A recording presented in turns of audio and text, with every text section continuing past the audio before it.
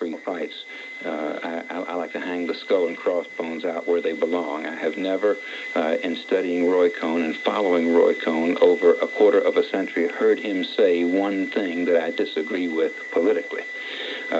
Ramsay Clark must have known that. I mean, when people come on shows like this, I'm sure that even the most lackluster associates report to the chief, like Ramsay Clark. What's the moderator? What are his politics? Larry, there's an old Texas saying that when two people always agree, at least one of them is not thinking. This time Texas wit crackled on these microphones when Roy Cohn was here was when we had John Henry Falk on the phone from Texas. Remember that? I sure do, Barry. There was one line, I've never had the courage. There's one line of his that I'll never forget. You were arguing about the black condition and Harlem. Yeah. And John Henry Falk said to you, Roy Cohn, he said, Roy, I've been more places in Harlem naked than you have with your clothes on. Had a certain... I wish I'd heard that. John Henry is something else. Do you know Great man, oh yeah. He's absolutely fantastic, one of the biggest phonies in the history of the country. He's not here to defend himself. I think he's a... Yeah, well, he doesn't have to be here to defend himself. If he were here to defend himself, he would do himself much more damage than I could possibly do without him being here. All he has to do is open his mouth and he destroys himself. You're giving him a good build-up. A comment that I heard Ramsay Clark make one time at a forum live. It has ricocheted through my recollection even more than John Henry Falk's comment about Harlem and clothing. And that was when Ramsay Clark told a panel on crime at some university in New York City, and I quote, "The punishment is the crime," close quote. Now, I admit I got in late, but it sounded like a familiar theme, and I just want to know if you would explain it. The way you did it, I can't say I was a victim of it. I won in the last analysis, so when you win, you win. But anyway, Barry, I know that you want us to talk about Iran, and we want to hear General Clark tell us about what's so wonderful about the PLO and things like that. Sir Ramsey, I must say, is not afraid to discuss anything, considering some of his statements that overflows my heart with admiration. I mean, You mean like your support of the PLO? Let me give Ramsey a protected compliment, because I don't want to embarrass anybody who's not here. But there are people who feel the way Ramsey feels about certain issues in the world. So why didn't you invite Arafat? No. When you call them and ask them to come on, they will say, okay, but no Vietnam, no Iran, no this, no that. I'll talk about trees. I'll talk about nuclear energy. Oh, you understand what I mean?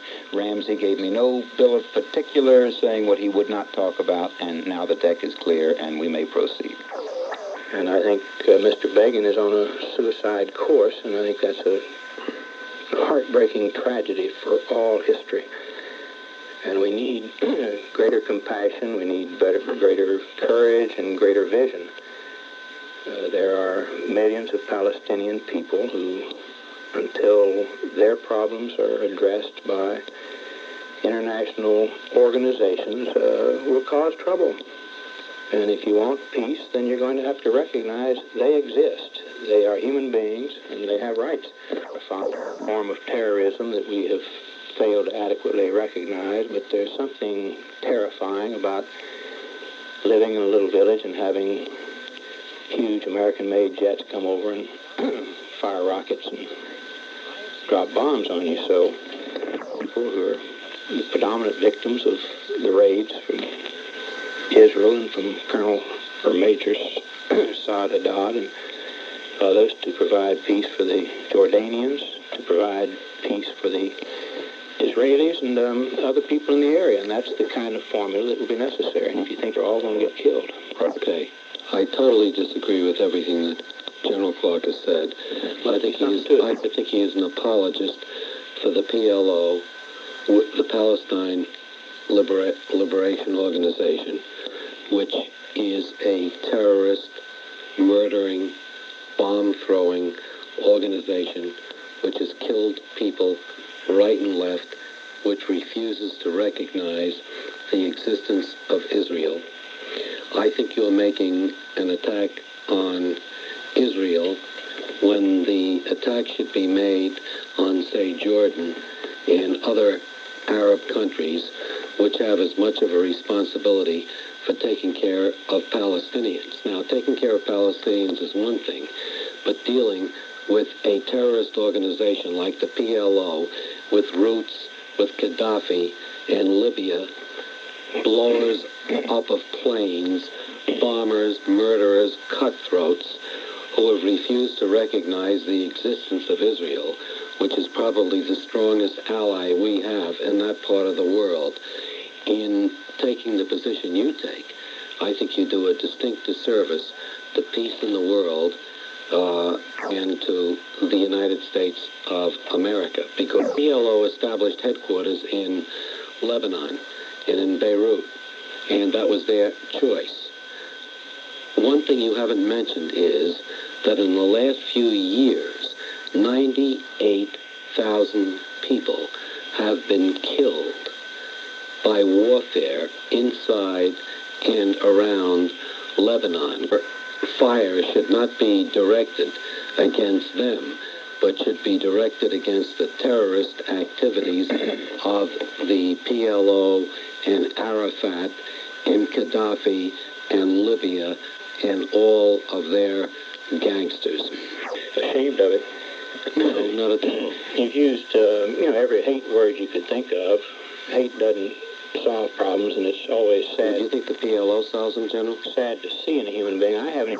You can't simply go bombing a city like Baghdad or a city like Beirut because you choose to. It is utterly lawless. Well, and in time you get bombed back. General, can't you bomb them because they're headquartering a terrorist organization like the PLO, which blows up planes, kills people, murders people? If they choose the headquarter in Beirut, and if the Lebanese government lets them do it, does that mean Israel, which is in a life or death fight for its existence, should be barred from doing anything about it? They've been there in Beirut.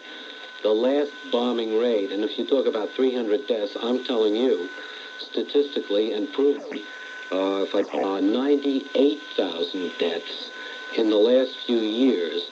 Roy has been very unfair to it. I think its future is not fighting. Its future is the hope for peace for its children, and all of us have to hope for that.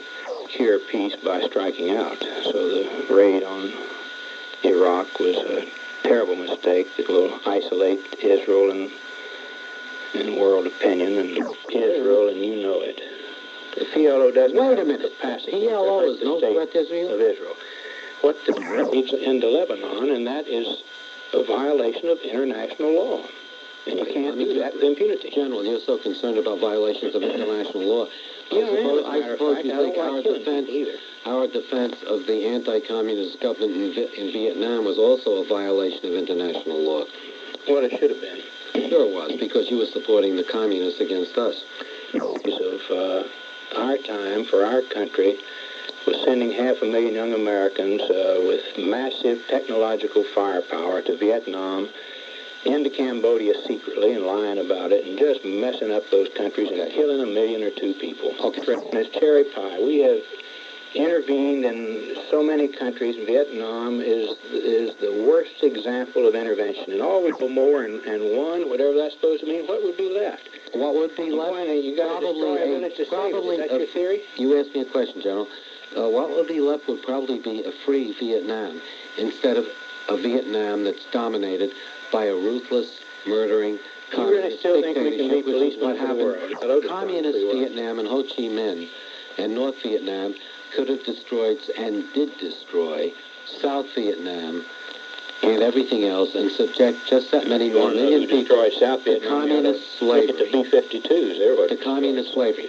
When you were over there helping them, there were a lot of American men in dungeons who were giving their lives for this country and for fighting for free will. And it's obvious that you love to bomb people, don't you? No, I don't love to bomb. Why is that all you want to do? That's all you want to talk about. You're a real bomber.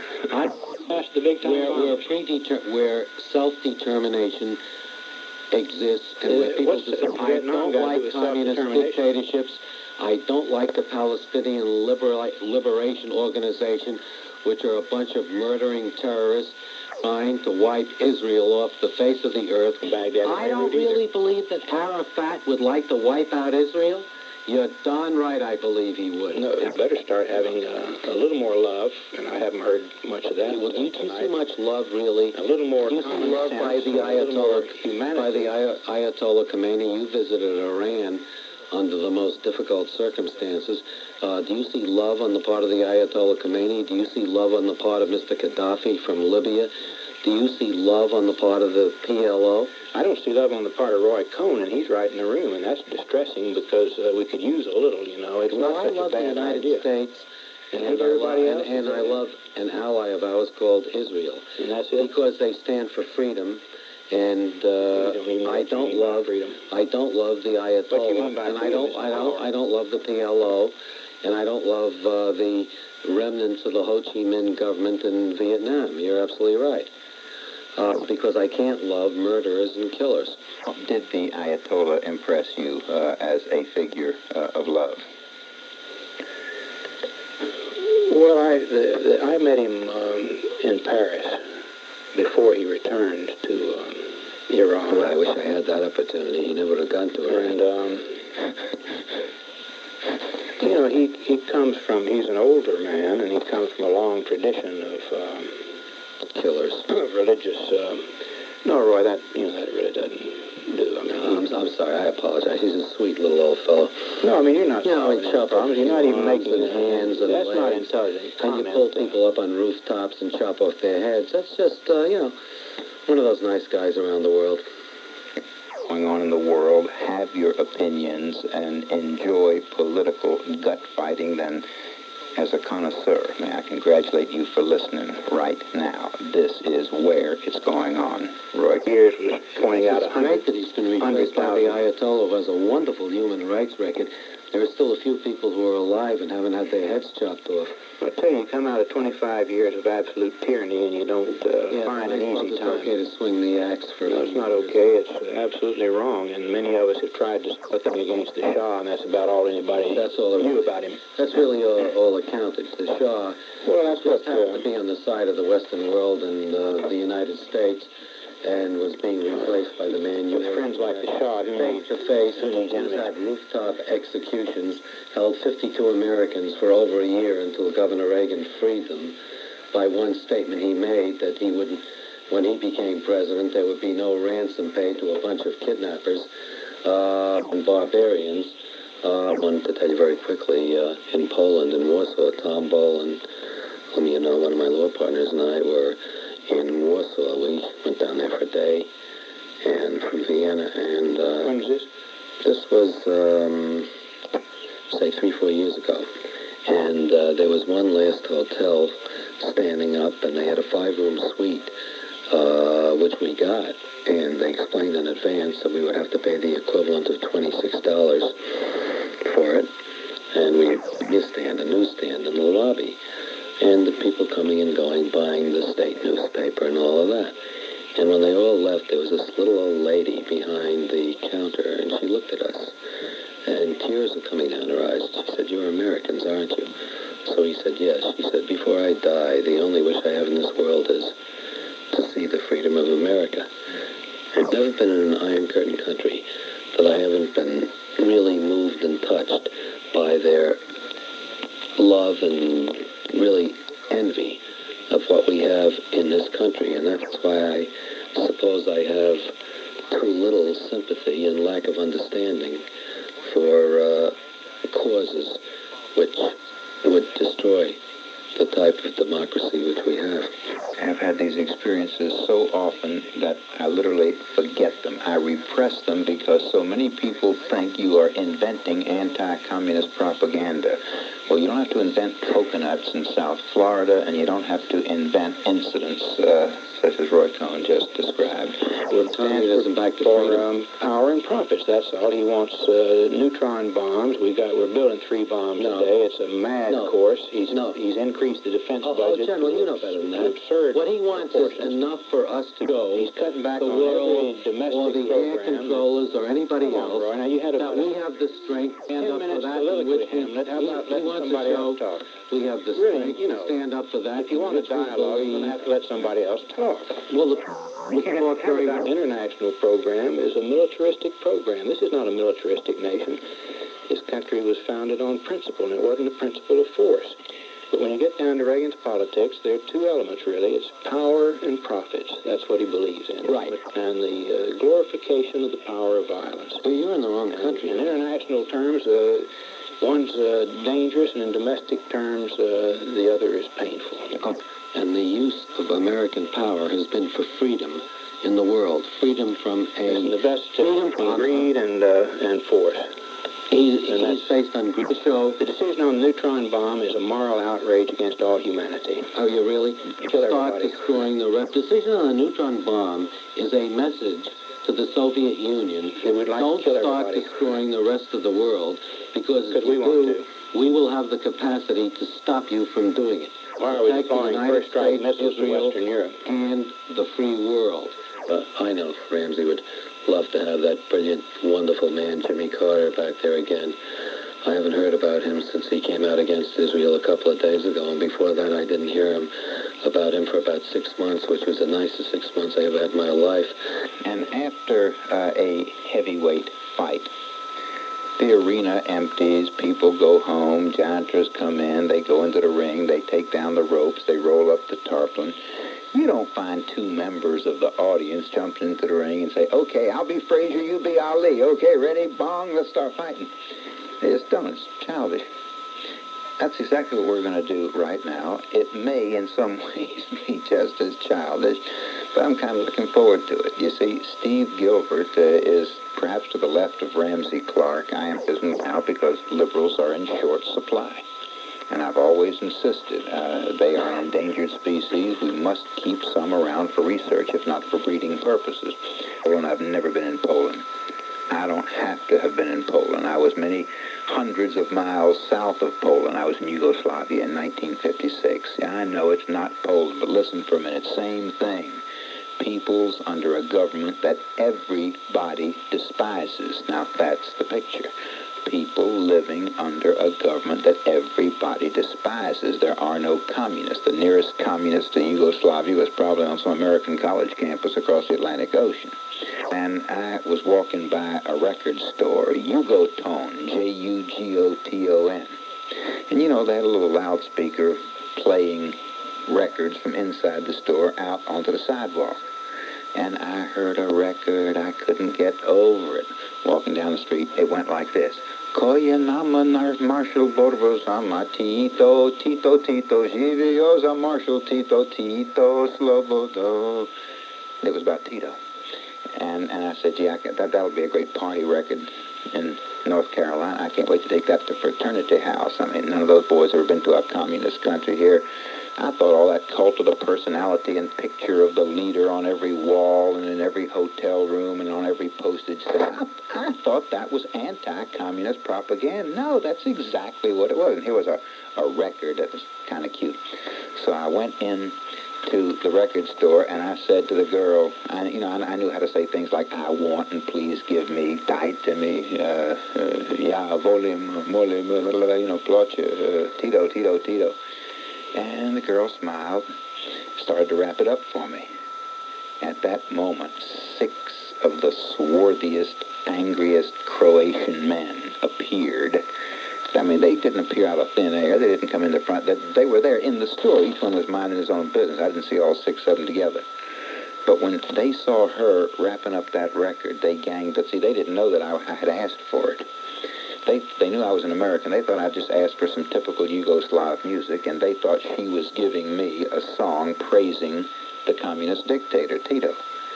And I could understand every single word. One of those Croatians leaned over the counter, and I didn't understand the cuss words, but I knew they were. There is no mistaking a Croatian cuss word. I don't care if you're Chinese. You will know when a Croatian is cussing. People from outer space, I think, will understand Schlemiel in Yiddish. And then I don't understand every cuss word in Croatian, and that may be all the earthly sounds that they will instantaneously pick up, but they will pick up those sounds. So I didn't understand the cuss words, but if there were plenty of them. And the Croatian was saying to the girl, what are you giving that American this bloom the bloop the bloop the bloop the bloop the bloop for? Give him some of our Croatian folk music. Don't give him this. And the poor girl blanched and said, but that's what he asked for. And then they all looked at me and they said, what in the hell does he know what he wants? He's a foreigner. Give him some of our, don't give him that. So I had to intervene and explain to them that I wasn't really trying to help praise their communist dictator elsewhere in the world. I just wanted the record as a joke to show people what kind of music, what kind of pop tunes you get where you have a dictator like Tito. No, if you were around in 1491 and you had told everyone but Christopher Columbus that you were to the right of Roy Cohn's, they would have told you would fall off the end of the earth. I just can't believe anybody could be to the right of Roy Cohn. What did he say that you disagreed with? No, I'm just talking about political labels with regard to right or left. I can't imagine. He just seems so obsessed. But he seems to feel that power is the essence of America's strength, not the moral fiber. He's obsessed with power, and it's admirable to have a giant amount of power as long as you don't use it like a giant. I understand this obsession with power. I don't think Ramsay Clark was at all overstating the case when he was putting in little innuendos here and there that you are somewhat, bomb crazy, so to speak. America's got power, why not use it? Because this was an America which business-likedly and unsentimentally, a little too late, not hurriedly, but eventually rolled up its sleeves and made bombs and planes and tanks and guns and bullets and amassed power. And yes, trained people to march and obey orders and went out and destroyed the military might of Adolf Hitler and his fascist allies, and thereby keeping Roy Cohn's of America from becoming lampshades and keeping Ramsay Clark's from speaking German. What is it that keeps you from comprehending that there are predators, there are aggressors, and only power will keep them within their own borders? Doesn't like power, doesn't like somebody like Roy Cohn continually talking about bombing. I am aware, despairingly aware, because it's hard to make honest Americans aware. It is hard to talk about the realities of defense in the world today and not have earnest people like Steve Gilbert say, gee, you sure mentioned bombing a lot. If America, which is virtually a war machine with its Pentagon, does not pose a threat to the Soviet Union, big America, got some power now. What are you so afraid of little Libya? Why are you afraid of... I don't understand the relevance. The relevance is, the point is, we are a tremendous threat to the Soviet Union and anybody else we choose to push a button on. No, we will become a greater threat as we develop neutron bombs, as we develop... I am not obviously... Steve, you embarrass me because I have expressed admiration for you as a broadcaster. So like one picks up a drunken uncle and helps him out of a gutter into a cab, brushing him off discreetly along the way. Let me point out, backwards from your reckless comments. Number one, the neutron bomb is not an offensive weapon. It is a defensive weapon. If you are going to use the neutron bomb offensively, then you don't use the neutron bomb. You use a more conventional nuclear missile with a lot of blast power. The neutron bomb has minimum blast, but maximum kills people instead of buildings. Maximum radiate. Yes. In other words, why don't you put it the correct way? The neutron bomb knocks out Soviet tank crews and preserves innocent European cities being invaded. Do you think develop a neutron bomb too? Steve, what if they do? We are not going to invade them, you see. If there's going to be an invasion, and I claim no supernatural powers, I don't need them. If there's going to be an invasion, it's not going to be Dutch tanks and Danish tanks and French tanks invading the Soviet Union. It's going to be Soviet tanks invading West Germany, France, Denmark, Norway, etc. Therefore, for you to say the Soviets are going to develop a neutron bomb, that's like saying, Barry, if you're going to lock your house, by by golly, the mugger is going to lock his house, too. No. Start moving towards love and towards understanding and towards cooperative ventures like the Apollo-Soyuz type of thing. At what point? You are releasing your own biological warfare faster than I can swat it out. Hold that question where it is. Who's afraid of a nuclear installation in Iraq? I'm afraid of them. I don't recall that I have ever voiced fear of Libya. Don't confuse opposition with fear. Don't confuse contempt for fear. As talk masters who helps us get over this old smiling image. Ooh, Steve, don't you know him?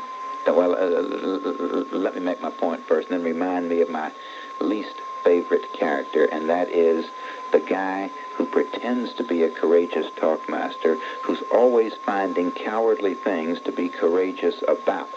They give the illusion that they are not afraid of issues, but the issues that they are, they're four square against the fruit fly.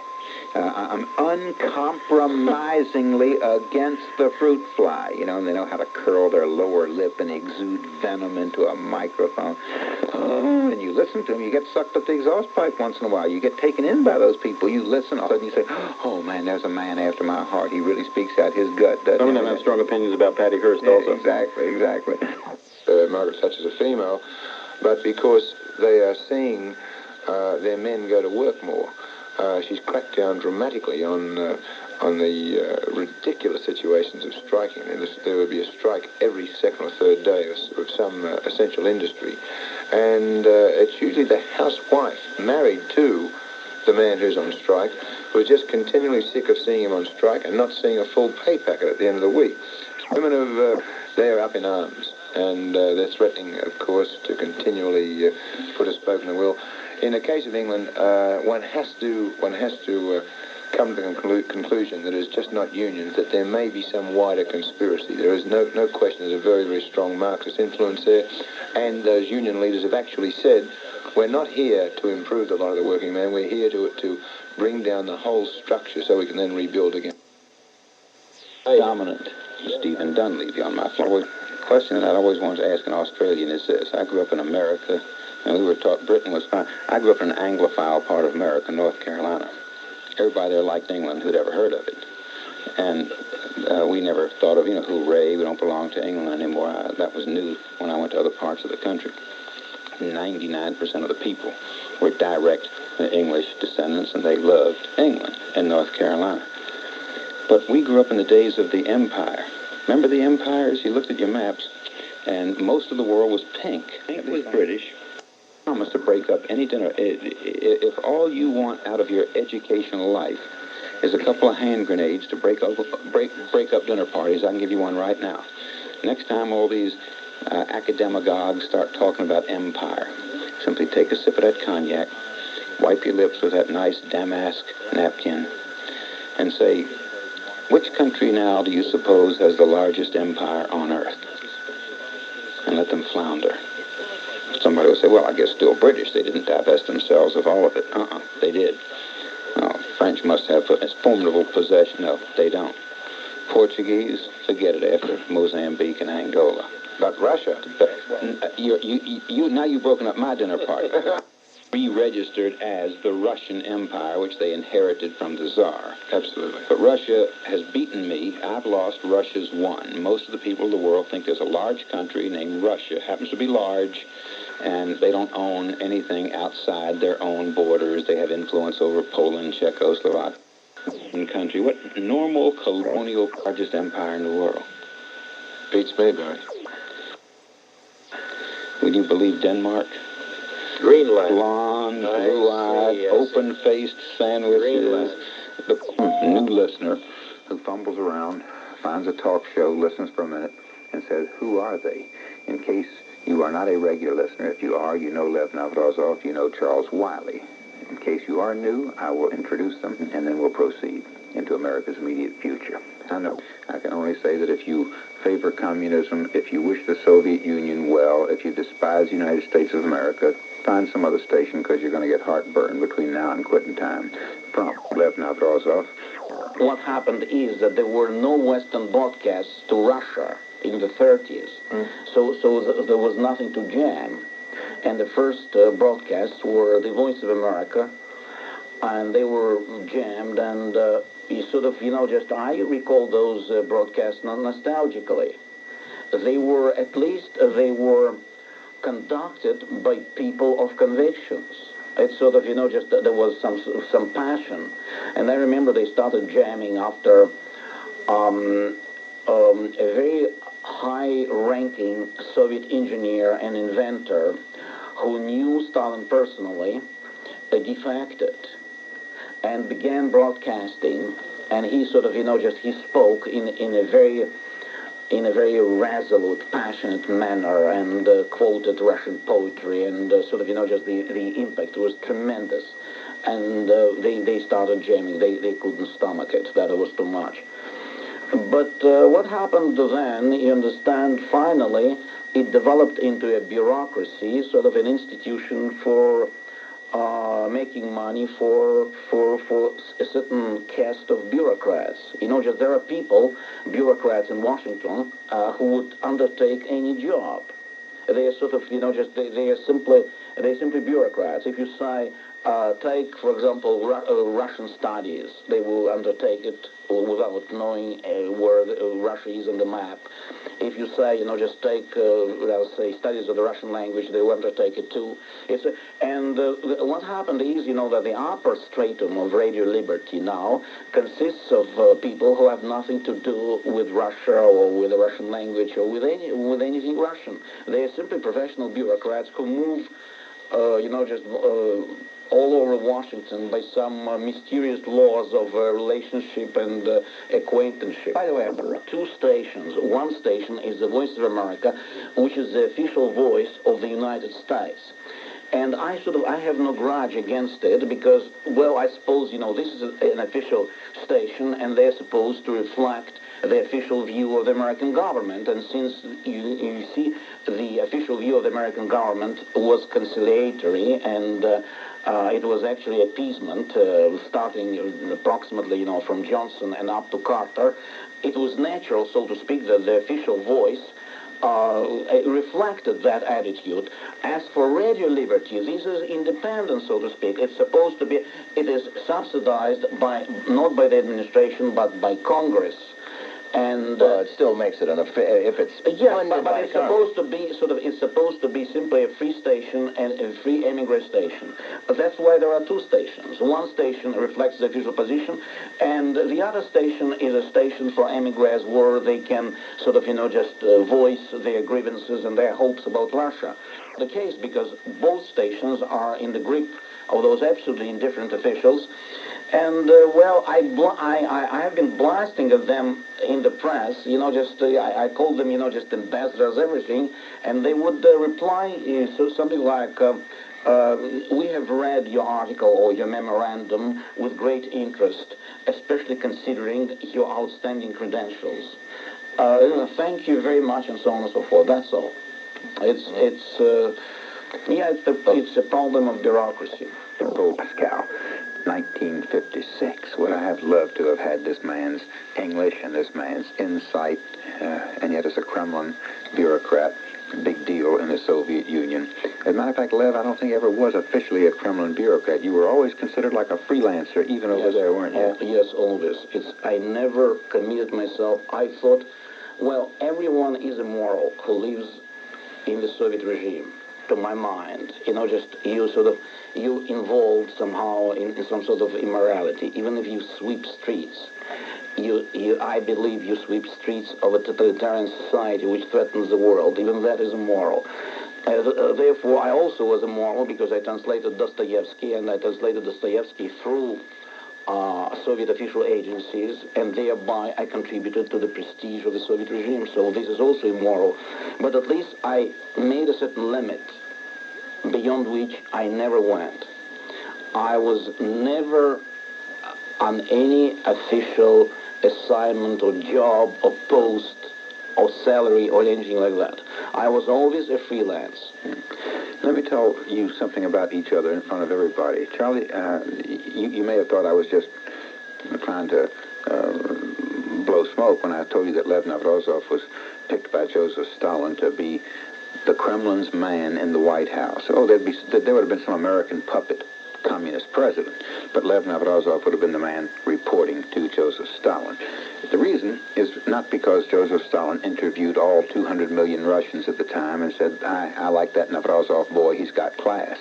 It's that when Stalin, in his terminal paranoia, began to suspect the British communists and the American communists working in Moscow. What were they doing? They weren't sweeping streets. They were working with language. You know, they could handle the English language better than the Russians could. So when Stalin turned against them and purged them, he needed somebody not who could turn English, translate English into Russian. That's easy. I mean, that's the kindergarten work of a translator, to take something from a foreign language into your own. He needed English language, and he could put whatever Joseph Stalin wanted into American English or British English. He had a dacha. He had a home, not a dacha, a home, country home. A dacha's a little old thing. Lev had a big country home next to Gromyko. Right, and bigger than Gromyko. But here, you know, just there is one good point. It's interesting how the Soviet regime values anything unique, sort of, you know, just in human nature. I was a freelance, always. I never joined the Communist Party, of course. And that already showed that I was sort of, you know, just, I was kind of not loyal. It's obvious that every person who wants to make a career, who is ambitious, joins the Communist Party as a matter of course. In my biography here, my official biography, I write that if I had joined the Communist Party, I would have been immediately second secretary of the Soviet embassy in London. But the thing is, though I was a freelance and thereby showed my sort of indifference or hostility for the regime, I was valued so much that I live in a mansion which was bigger than Gromyko's. Now here I come to Washington, and I am not simply sort of, you know, just a freelance. I am dedicated to this society. I have been dedicated to it always, in Russia and outside Russia.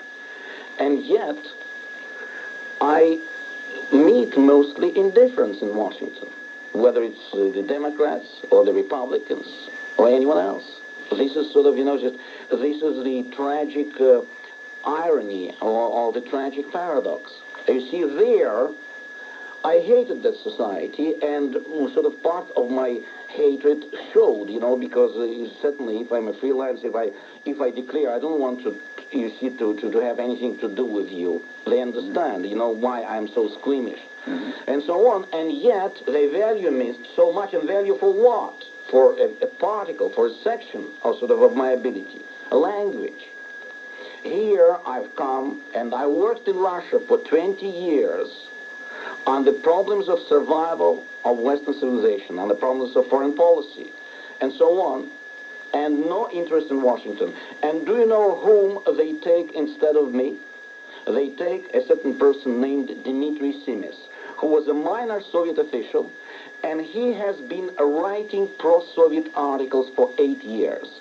And they paid him a handsome salary in Washington, and they listened to him as to an oracle. And he says exactly what the author of this article in Penthouse says, that the Soviets are never coming, that all this is nonsense, all this is a hoax, the military-industrial complex of the United States, and so on and so forth. And they have been paying him a handsome salary, and he has been all over in Washington.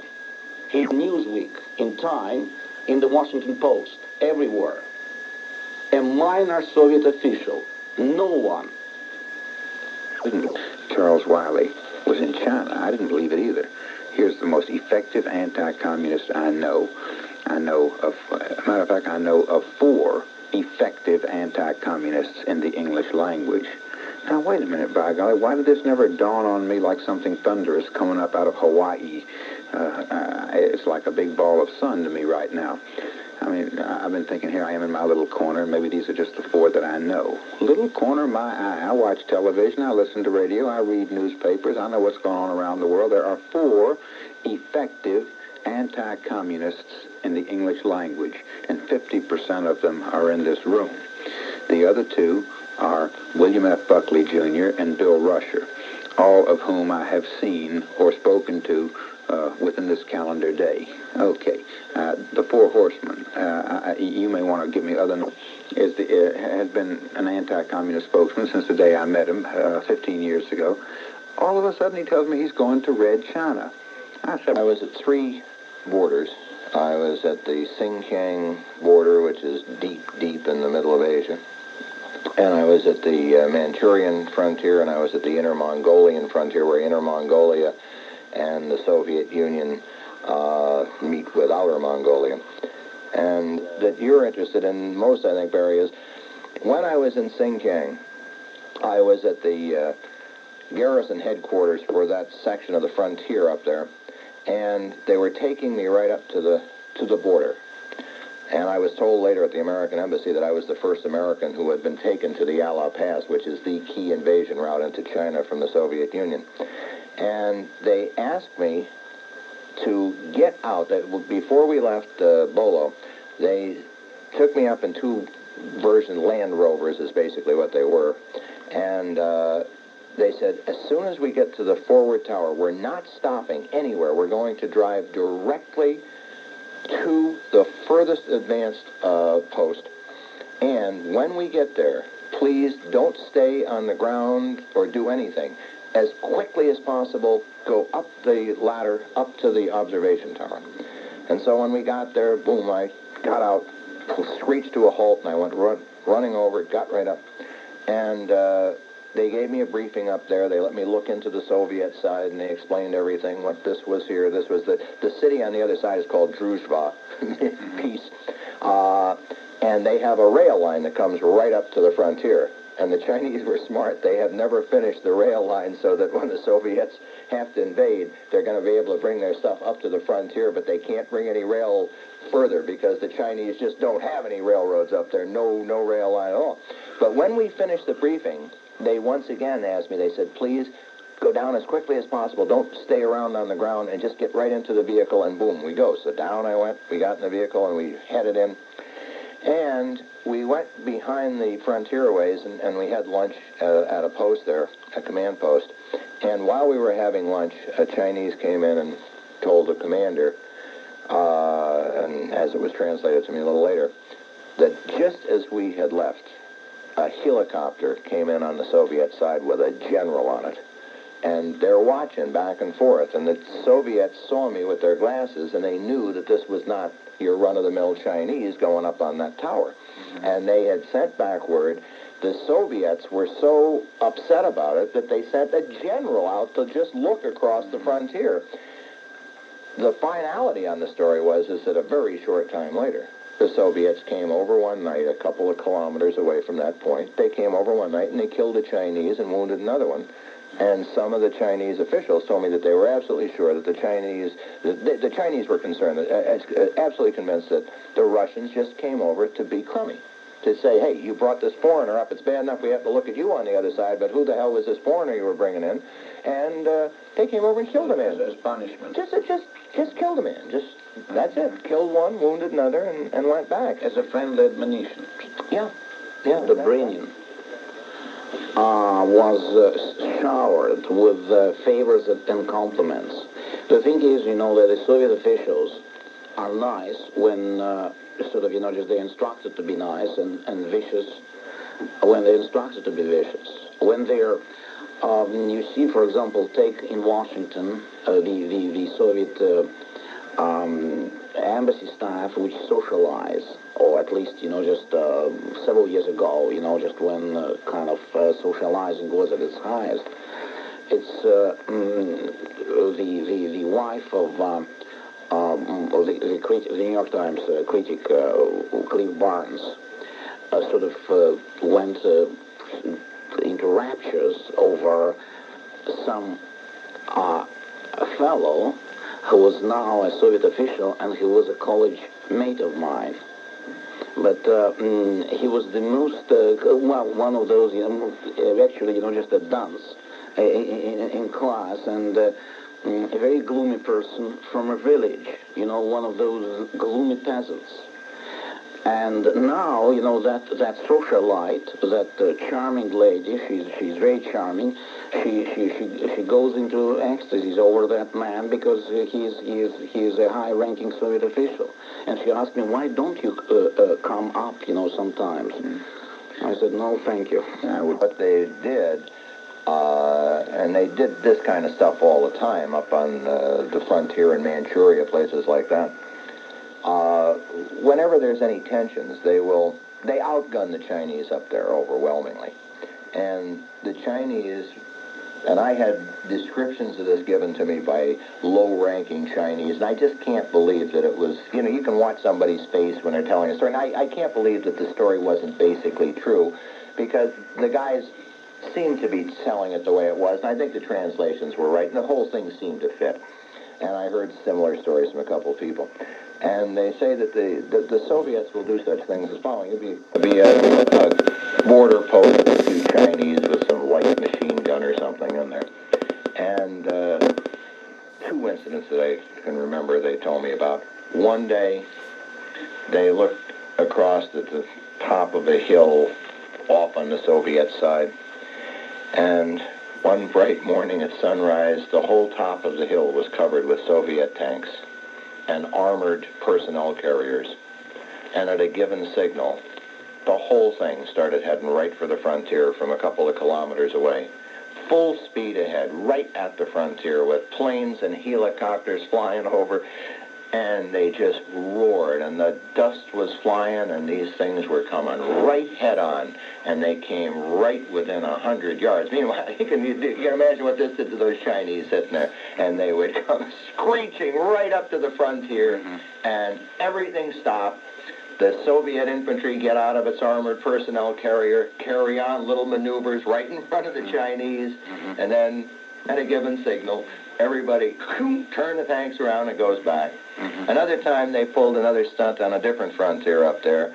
The Chinese woke up one morning, and here, coming across from behind the hill, was a lead Soviet tank of a huge column of these things. And they came up to the frontier in single file, and then they snaked around, and they started a parade right down, long column of tanks, right along the Chinese frontier, and as each one hit the frontier, they would swing their turret over so that their gun was facing right at the Chinese.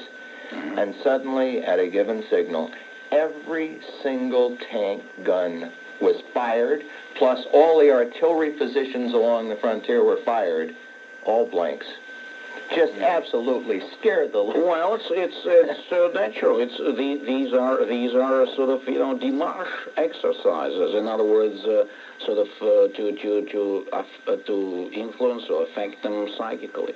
But I think it's the author of this Penthouse article. The Russians are not coming. Yeah, Lev is referring to an article in Penthouse magazine for, I think, March 1981.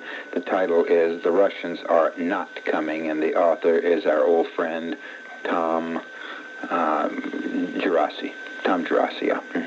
And this is one of his arguments that, in general, the article is a collection of all anti-defense arguments. It's a big piece where everything is collected. If you want all the anti-defense arguments ever said in the United States in the last 25 years, you have it in this article, collected very, very scrupulously.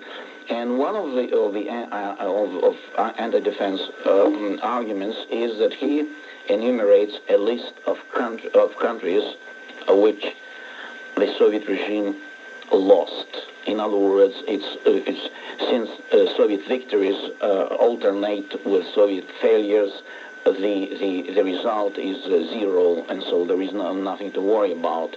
It's the same attack that was led on Barry Farber on television by the author of this article. But the thing is, you know, what constitutes the most essential fallacy in these arguments is that the Soviet regime did very little to acquire China, so to speak. The argument would carry weight if, for example, the Soviet regime would have invested very heavily in, let us say, in the acquisition of China or in the struggle against Chiang Kai-shek for Mao Zedong, and have invested very heavily in terms of human lives and equipment and so on and so forth. Nothing like that.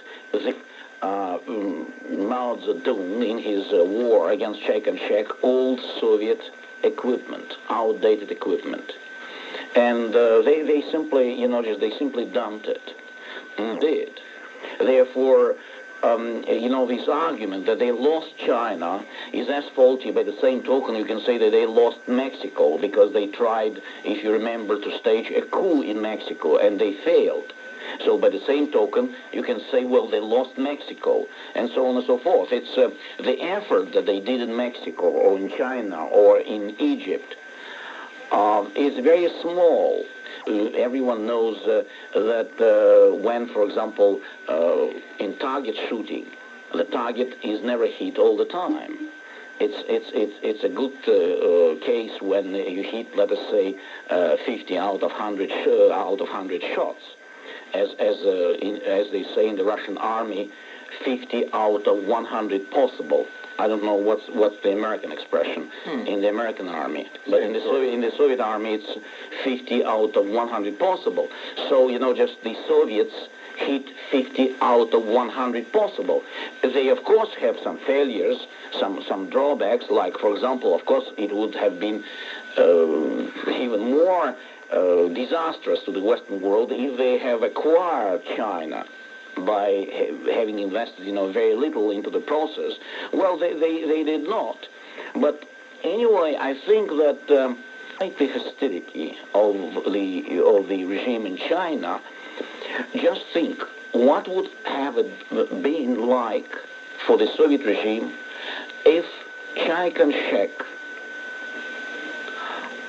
were in China now. China might have been a huge Taiwan, a tremendously productive, creative society. Just think about the effect it would have all around on the Soviet Asian nations, on India, on Southeast Asia, and so on and so forth. Just a huge Taiwan. Actually, just a Taiwan of 800 people. The result of that prosperity, 800 million people, of course. The result would have been disastrous, spiritually, economically, and in any other respect for the Soviet regime. And just think how friendly that China would have been with the United States. That would to the Soviet regime. Now they have a hostile regime, but at least that regime is poor, unproductive, uncreative, having no prestige, and sort of, the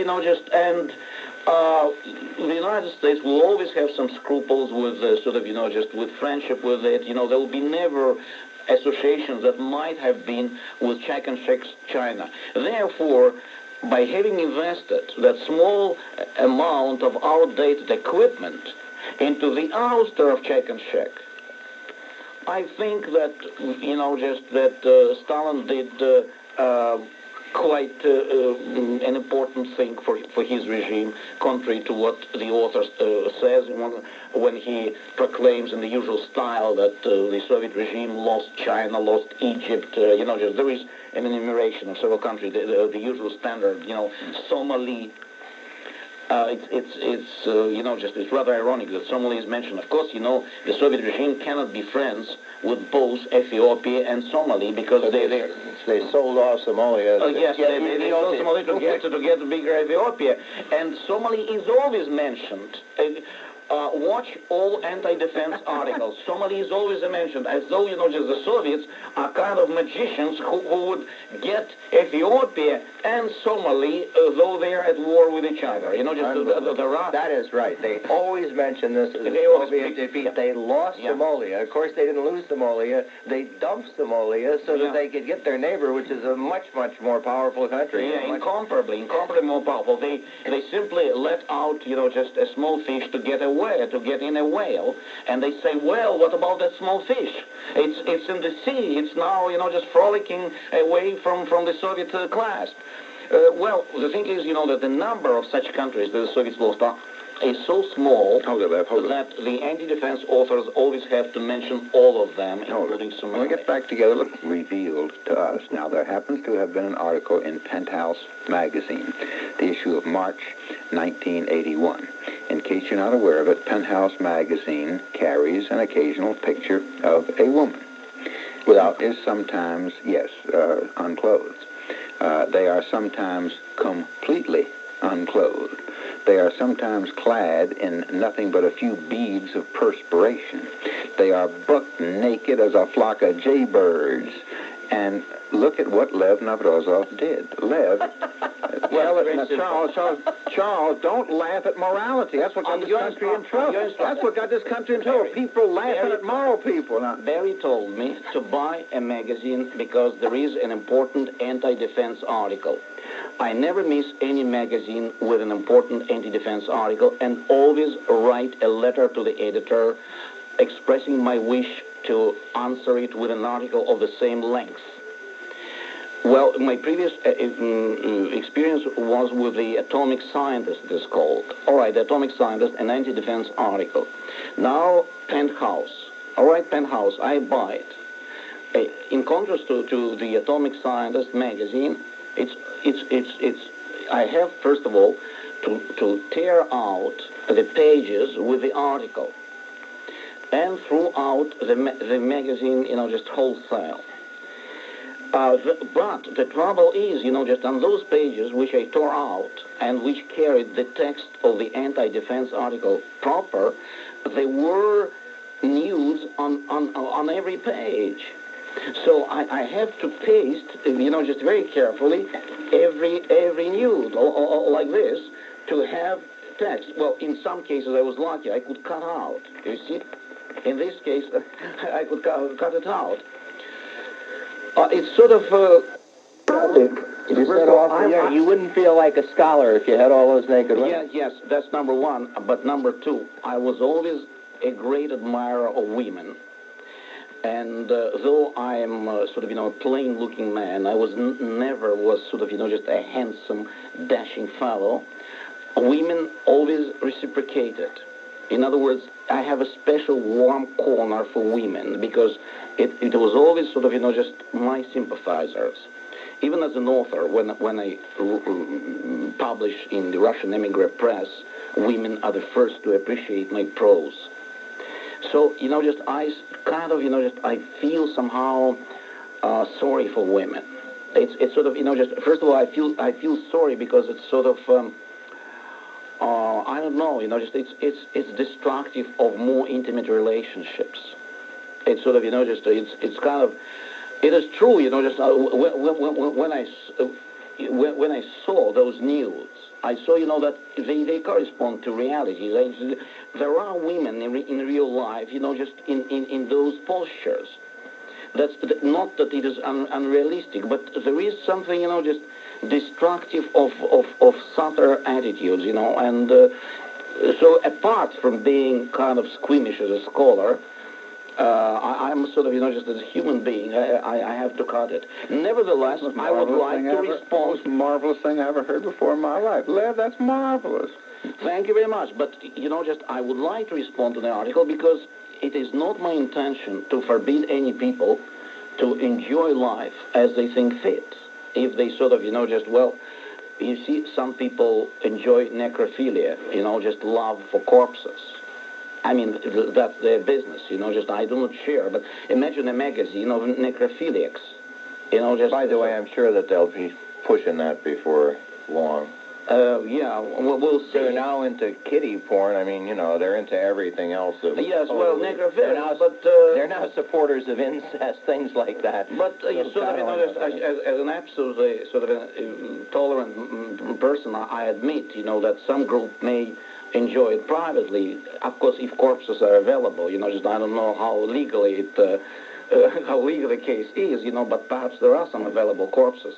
But anyway, if there is an anti-defense article, in such a magazine, I feel that those people also have a vested interest in freedom.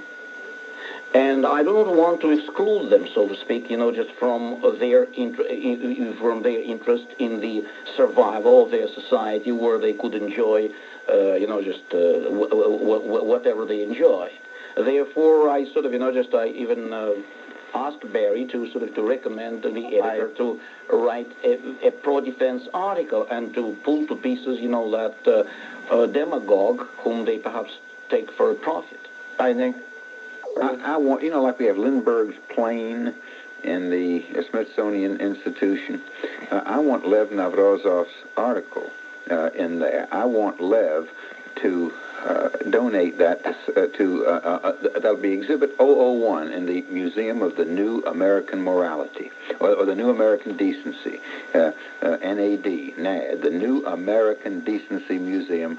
The first exhibit will be Lev Navrozov's paste-up of an article clipped out of Penthouse that he needed for his scholarly work, but refused to have a nude showing. I don't care how much blank paper he had to paste, fore and aft on the pages of the text. That in the last century, correct English people separated books by men from books by women on their shelves. Strangled communism in its cradle.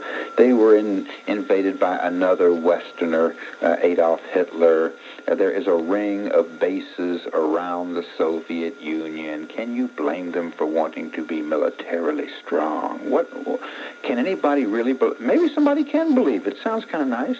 But of course there are very strong motives behind it, and the most dangerous motive, and a very sad one, is that many people in any country, including the United States, don't want to think what will happen in 20 years. In other words, they live for the next 20 years.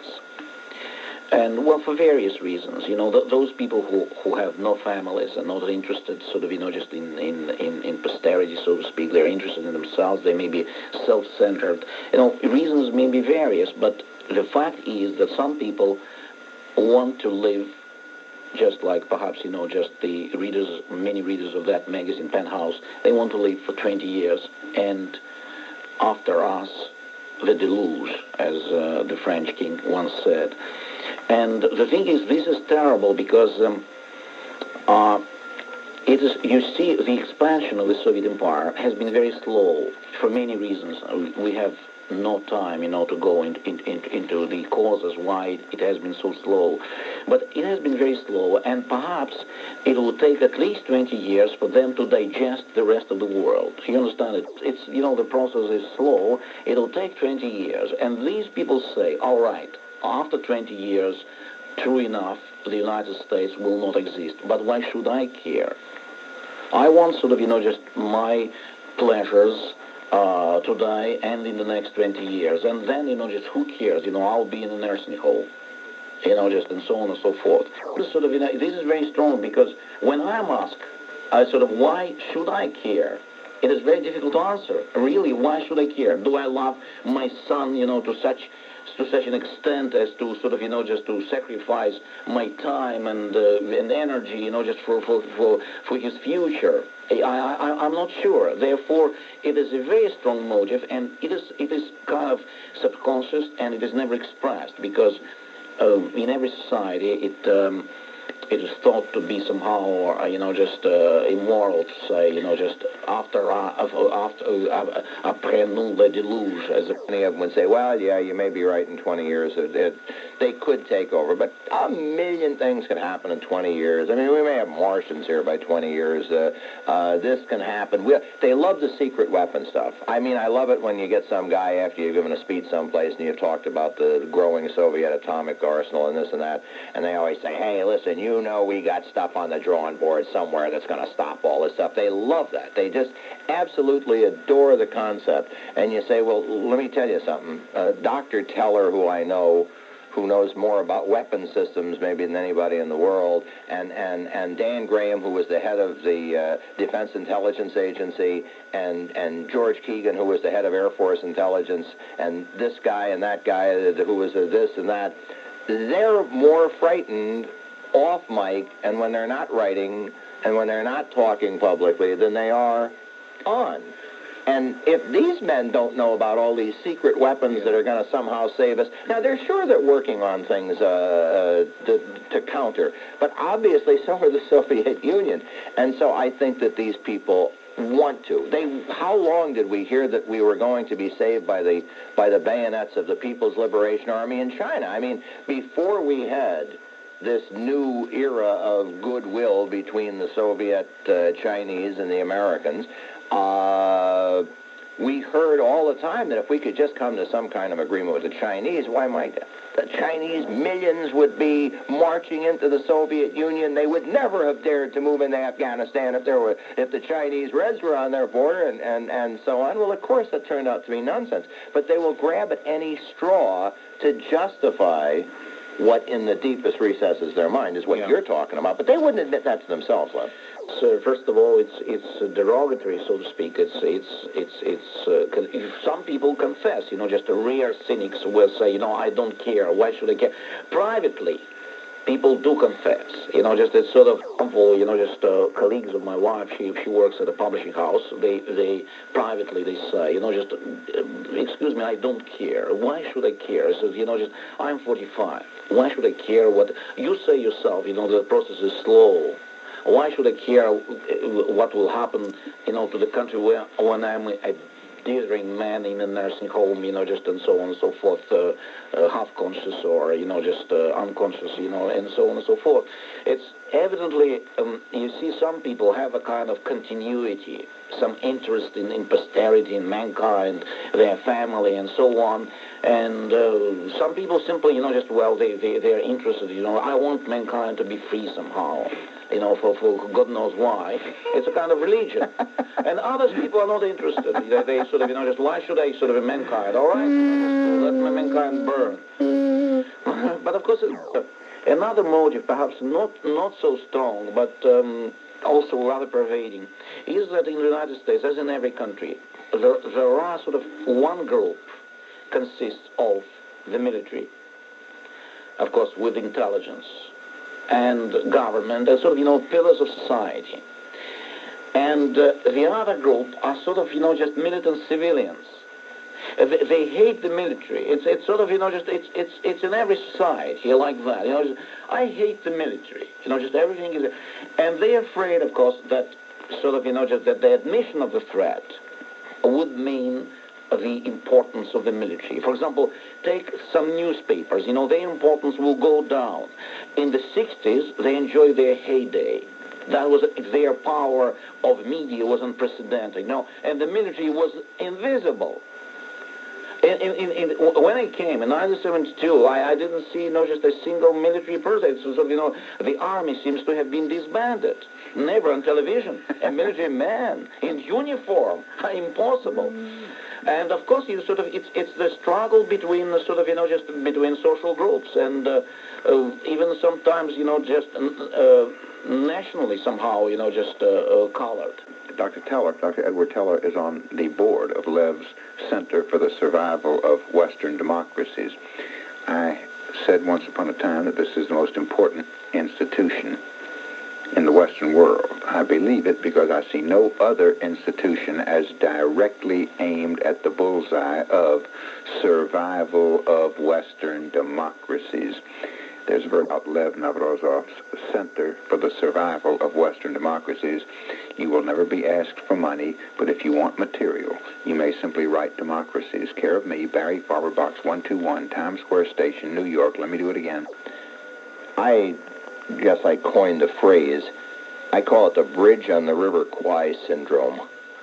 What happens is that people with good motivation start out to do something, and somewhere along the line, they become wedded to a partial thing that they were doing to the exclusion of everything else. And if you remember the movie The Bridge on the River Kwai, the British officer originally was a fine British patriot, started to build a bridge for the Japanese as a means of keeping the morale of his own men up and give them something to do so they'd manage to survive their imprisonment. But as the bridge went on, pretty soon building the bridge became more important, and he forgot even why he was building the bridge, and at the end, he was helping the Japanese protect the bridge against British commandos. Oh, gentlemen, forgive me. Deliberations, let us welcome and cross-examine from Poland Krzysztof Zanussi. He is the well-known and highly controversial Polish film director. His latest American release, Camouflage, is a drama, satirical drama, of the survival of the fittest in Poland's academic bureaucracy. You should know that Krzysztof Zanussi was personally chosen by Pope John Paul II to make a biographical film of the Pope's life. I'm still young enough to enjoy what's going on. Because when I grew up, Krzysztof, the Iron Curtain was the Iron Curtain. It was as bad as Hollywood said it was. It was as bad as the Reader's Digest said it was. Those who were behind it knew they were behind it, and there was an etiquette. You never discussed politics with anybody from behind the Iron Curtain because it was cruel. It was like somebody who could run making fun of somebody with polio. We're free. We can argue politics. I go to Warsaw. I go to Prague. I go to Moscow. You ask me how I like Reagan. I can tell you if I like him. I can tell you if I don't like him. I call that health. Somebody from a dictatorship in America, and you ask him some dumb question like, how do you like your government? Oh, he's got political polio. He's not free to answer, or at least he wasn't.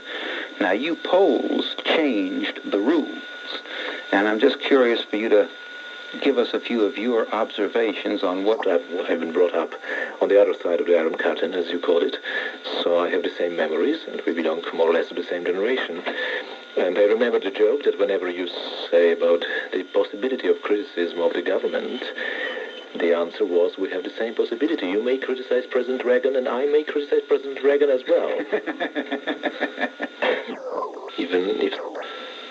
This is amazing. I'm amazed that you're admitting what you're admitting. I've never really heard it admitted. This is the first time in my life where somebody from a communist country says, I've got to please the powers. They provide the money, and so I make a compromise, and I please them in order to get the film produced. I mean, wow. You should get an Academy Award for candor. The saying is that the compromise is for different reasons here than they are in Poland. No, he didn't say that. He said you have to make greater compromises. But he doesn't know a country where you don't make compromises. Here you make a compromise to commerciality. No, that's not what he you said. Compromise well, for generally that's what I mean. the dollar. And there you compromise for a different reason. Well, and I think there's a lot of truth in what you're saying. The amount of compromises which are necessary in order to get through in Western countries, especially on this field, are enormous. It depends. I say this to my students all the time. You have somebody like Arthur Rubinstein who came from your country. And how many such pianists are there? Well, but he's a genuine artist, and he plays at Carnegie Hall, and he makes X amount of money. And then these young kids come in who bang on drums, and they make 5 times what he does. That doesn't make the system wrong. It's simply that in capitalism, people are voting all the time. Every time they spend $1, they're voting. But no one said the system was wrong. No. If he wanted to make artistic films in the United States, he would have to sacrifice great wealth. But he could make artistic films without the government persecuting him. Oh, well, that's not enough. In other words, he made commercial films in the United States because money meant more to him than integrity did. Well, but in Poland, he would have a choice to make films that have integrity or that don't, on the risk of his life, and that's entirely different. Well, maybe on the of what worth is. The beauty of capitalism is that every person defines for himself what worth is, and then you get an aggregate of that, which becomes your entire economy. Well, except which our liberal friends don't like, because the Galbraiths don't like the tails and the chrome on cars, and so they have the government regulate against it because they feel that it's offensive to their aesthetic sense. The point is, in capitalism, you've got to go out there and you've got to convince people that your aesthetic sense means something to them. In other words, it's not a coercive society, it's a persuasive society. And if you can't persuade people, then you lose. That's his country. He made compromise based on... Sorry. May I jump in? Sure. In America, some moderators are neutral, some are referees, some are awful and opinionated, and I'm in the latter category. That's what makes you so lovable, Barry. Thank you. Particularly since you're mostly on my side. Always resented the formulation that ignores degree. Adolf Hitler was an anti-Semite. Now, Butcher is an anti-Semite. Let's talk about these two anti-Semites. There is a difference in degree. Now, I think in power they have. In power. Power and opportunity. American repression at its worst is better than communist freedom as at its best to an artist so far as I know it, for the simple reason that the American, as Andrew Carlin says, anybody living in a free country is free to go out and try to do it on his own, whether it is produce a movie or start a newspaper to rival the New York Times or print a leaflet and hand it out on a street corner. And I always felt a little bit uncomfortable when people say, because you'd be amazed how many American children are sucked up this exhaust pipe, are impressed by this. You see, in communism, we have this handicap, but in America, you have this one, and that sort of makes everybody feel kind of good, and we both got problems, and our repressions may be of different natures, but they are more or less equal. People are squeamish about making. I don't think so. I think that one element which you...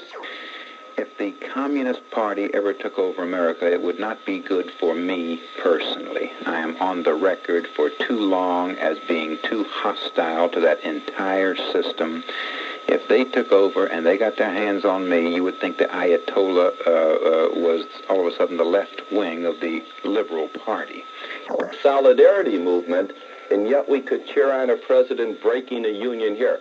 I'd be interested in hearing from the president's action against the air controllers in America is viewed in Poland. Do you understand While all that? America is cheering on the Polish solidarity movement, we're sitting here watching our president break a union. Well, because of this conflict. But definitely what solidarity is about is not very similar to what the union of air traffic controllers was about. Tell him, Krzysztof. Well, I can tell anybody Tell that him, just pal. what I feel, that this strike is related to some economical claims of a certain crucial group of people who may very easily influence nations' economy and nations' life. Technological network. Why the right to collect $50 a year. Yes. No, they're making $32,000 a year. Which is a king's ransom in Poland. Well, that's not... But they're living in America. Yeah, they spend money. What it involves are certain basic principles of a group. But you see it only from one the labor union for 20 You years. see it only from one Please, martial law. I do not want famous film director Krzysztof Zanussi to go back to Poland and write his next I think movie we have about America. differences of opinion. I want to write his next movie about America Talk Radio. Okay? Now, gentlemen, let one another achieve punctuation. At least let's show off for visitors. Why what Jim said is not true is because Reagan is establishing a principle that goes far beyond the air traffic controllers. So it has little to do with whether they supported him or not. And that is that when a worker decides to work in the public sector, and he's not forced to, he undertakes an agreement not to strike, but to arbitrate. And if he thinks that arbitration is a farce, then he is not required to work in the public sector. He can go and work in the private sector where he is free to strike without breaking the law. These men and women are lawbreakers. And the President of the United States is finally not knuckling under. Let me finish. And I want to tell you something else. I've been active in the union. Roosevelt made it legal, and we're still following Roosevelt's rules, and they are violating Roosevelt's rules. Now, Krzysztof Zanussi. Oh, do I envy that language. First name Krzysztof, 9 letters and only 1 vowel. K-R-Z-Y-S-Z-T-O-F. And they wonder why I have a fetish for Slavic languages. Chris, what a comment, Jim, that how can the president cheer solidarity onward and break a union at home? Solidarity seeks freedom. PATCO seeks to extort and enslave the rest of us, not to mention the breaking of laws and the breaking of oaths. Well, and there's an important principle involved here, and that is that everybody has got to operate within the law. Now, if you are going to come back and tell me that businessmen don't operate within the law, then we'll talk about prosecuting businessmen who don't operate within the law. But it is not appropriate for a union. Are we going to have the curtain are the postal workers. And what's going to happen in the United States when their contract comes up for renegotiation is what happened in Canada. They're going to bring the whole nation to a grinding halt. You know, in the private sector, if there's a strike, it's against the company, and there are alternatives. There are no alternatives against strikes by federal workers. Federal workers have other options that people in private industry don't have. They retire earlier, they retire on pensions, they have job security, et cetera, et cetera. Zipping of Soviet power. We are not talking about gentle and genial reforms in production and workers' councils and administration. Trying to quiet the communist workers with that now is like trying to break in a tribe of cannibals on a new cold breakfast food with added riboflavin. They know that there is an iron curtain. They know that they are behind it, and they want freedom, and they, unlike we, are willing to die for freedom because they know the difference. I'm not about to burn dried sassafras root on the altar of the Soviet Union in gratitude for not having interfered in Poland now. I think they're afraid to intervene in Poland for some very good reasons. No, I am saying do not expect me to send a Valentine to Moscow and thank them for their old man's reticence at moving into Poland. I think they are afraid to move into Poland for very good reasons. George Marshall delivered his grand speech at Harvard University in which he proposed the Marshall Plan for the recovery of Europe. It was intended to include Eastern as well as Western Europe, and it was only the Soviet Union vetoing that prevented American aid from going to Eastern Europe. They broke Czechoslovakia's kneecaps, and Czechoslovakia had decided to go ahead and accept. But we intended even to the Soviet Union, of course, economic aid. And as soon as there was a Soviet Union, we were feeding it under the man who later became president, Herbert Hoover. The Finns made a verb out of Hoover's name. In Finland, huveri is a verb meaning to feed hungry peoples, as Herbert Hoover fed hungry peoples inside the Soviet Union. So we have a tradition of giving. Now then, enter the liberals. I mean small L liberals, not the Jim Notaro kind of liberals. And we were saying, let's put American flags on those boxes we send everywhere. Let's get some credit for it. Oh, that made them take a pill and lie. Oh, that was so wrong. That was rude. That was capitalist. That was insensitive. Are you aware the Soviet Union claimed credit for a lot of American gifts by simply going around putting hammers and sickles on everything and piers, things that did not have American flags or made in America. Now, I think some discrete little point of origin, some unmistakable little... Matter of fact. Matter of fact. Right? Yeah. Add to your list of things that the Reagan administration has done is knock 2 Soviet MiGs from Libya out of the air when the Libyans shot first. A 2-minute dogfight, 2 Libyan planes destroyed. Now, we were within the 200-mile limit claimed by Libya. I am not all that old, but I have lived under American administrations where if the Libyans had claimed 800 miles, our ships would have run aground on the southern coast of Sicily to oblige them. And one more thing. I have a very strong feeling that the 2,000-plus Americans in Libya are much safer than the American diplomatic staff was in Iran because they know... No, it's not that they know. It's that they don't know what Weinberger and Haig and Reagan will do, and they aren't going to take the chance. But neither do the rest of us. As soon as you're beyond risk yourself, it's nice to see other people involved. It's like cheering on Poland and then saying, but no. The analogy is to the crime problem we have. We have been for years thinking of 16-year-olds as juvenile delinquents, and we have been attempting to deal with them through love which in their machismo they understand as weakness. And the same is true of the Soviet Union. The Soviet Union, the Nazis before them, every aggressive nation needs to be dealt with straight, consistently, and toughly. And that's what this administration is doing. That's beautiful, of course. Okay. That's a great During 1965, during the height of the war in Vietnam, I traveled in Eastern Europe in a Volkswagen all by myself, and I went to the Soviet Union, and I was in East Germany, and I was in Poland, and I was in Western Europe. And in Western Europe, all I got was criticism of America's involvement in Vietnam. In East Germany, in the Soviet Union, of course, there was a tremendous amount of hostility. In fact, in one case, I almost got beat up as a representative of the United States until somebody was intelligent enough to realize I was, an individual. I didn't represent, the policies of the government. But in Poland, people would come up to me. They would turn around to make sure that, that they weren't being overheard. And they would say to me, "We support you in Vietnam.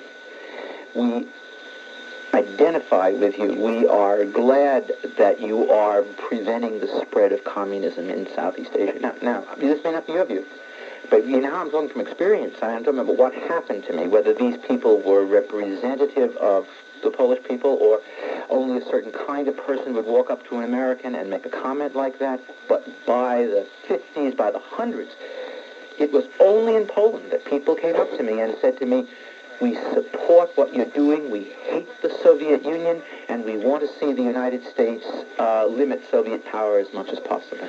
Children are around, turn your radios down, because unexpected Polish over the radio has been known to make children cry. How do you say in Polish, good luck? Na szczęście. How do you say good luck to you and your entire courageous nation? Well, życzę szczęścia wam i waszemu odważnemu narodowi. Oh, don't talk to me objectively about Slavic languages. I'm in love. What texture? I mean, when you listen to languages have character like people do. Now, Burmese sounds like an eel going through Vaseline. French sounds like chickens. Dutch sounds like you've had your mouth over the exhaust pipe of a Greyhound bus. But Polish, did you hear what I just heard? And I mean every word of it. The liberals, they created a concept called cultural pluralism, in which there were no values that we shared. In fact, ironically, it was President Eisenhower who in a way put it best when he said the values of the American values are that we have no values, or that each person has their own values. So what happens now is that we are dealing with a pluralistic society in which very often parental values and parental rights come into conflict with what is taught in the schools. Just as when children watch television, very often the values that they get from television differ from the values that their parents are trying to inculcate in them. Maybe I can put it this way. Maybe I can put it this way. Would Mrs. Calderon of Planned Parenthood want her children taught sex by nuns? Why should Catholic children who go to the public schools want sex education from Mrs. Calderon? You see, you've got a problem here where you cannot get away from the fact that schools inculcate values, and that we happen to live in a society now when, unfortunately, there aren't shared values. So what we're getting is propaganda from the group that happens to control the educational system at that particular time. And I think also one of the important reasons for tuition tax credit is that the teachers themselves have grown into a bureaucracy. The first stage of public service is when people are reminded that they have a job to perform for the public. But as they become entrenched, they reverse the process, begin to view the public as the guarantor of their jobs. And I think that what the schools need, particularly in the ghettos, is competition. And I think tuition tax credits will provide, through a proliferation of alternative forms of education, where parents will be able to see the beliefs and the values that they identify with inculcated in their students, in their children, taught. Being used now, the schools are being used now by the not now, on social engineers to change the viewpoints of traditional families. I wonder, Coleman, who was one of the great supporters of the public schools, has written a new report which is very pessimistic about the public schools and very optimistic about alternatives. He has found, for example, in studying the Catholic school system in Washington and in other inner cities, in other ghetto communities, that the black children, and these are not selected children, these are not special children with special educational capacities, do far better, perform far more effectively in the Catholic schools than they do in the public schools. And the reason is very easy to explain. Because the damn American Civil Liberties Union, with their undermining of discipline, cannot penetrate the private schools. And so in the private schools, there is a structured, disciplined 3R educational system that doesn't exist in the city's ordinary schools, which have become thoroughly politicized. May have become creative ideas, like this whole supply-side economic movement. Now, on the liberal side, they're still stirring up the same stuff, the same tired old soup that has never worked and never will work. But again, it is because of the young people, the influx Jack of the young Kemp people. is a great example of that. Someone who's young, whose whose main thrust is economic. But Reagan is 70 years old. If it wasn't for Reagan, we wouldn't have supply-side economics. Because I think the George Bush type of Republicans, even though he has pluses, I think they would have pushed the supply-side economics aside. And it's Reagan, just Reagan himself, that's making that happen. Because I think Baker and Bush would have gone away from that, and they would have gotten to the Milton Friedman type of monetarist policy, which is good and valid, and Reagan's incorporating that. But we need a blast, a new blast, and that's what Jack Kemp and the supply-side economists are all about.